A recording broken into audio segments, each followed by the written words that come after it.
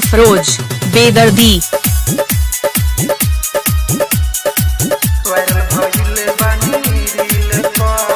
इतना दर्द दिलु दिल पा हम वायरल भइल बानी रील पा सफरोज सावरिया दर्द दिलु दिल पा हम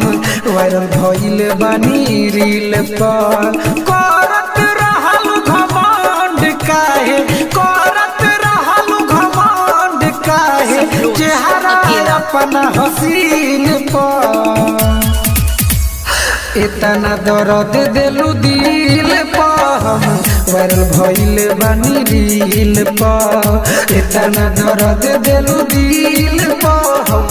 वायरल भइल बानी रील पा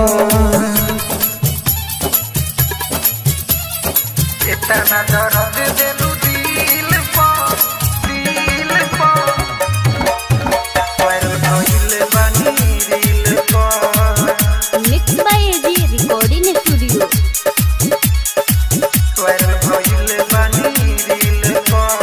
धोखा देलू तो देहिया में हमारा आइल तना जुनून हो तीन के मारा लगनी बनावे वीडियो आना धून हो धोखा देलू तो देहिया में हमारा आइल तना जुनून हो तीन के मारा लगनी बनावे वीडियो आना धून हो हम तो मरत रहनी सफरोज बेदर्दी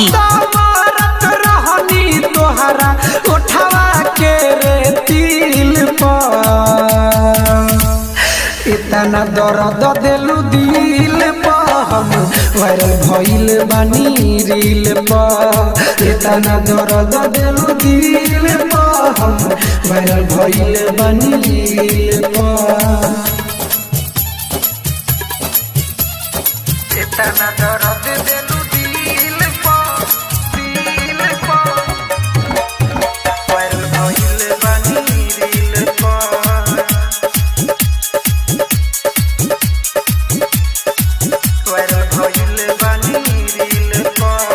ट्रेंडिंग में चलता टे सुन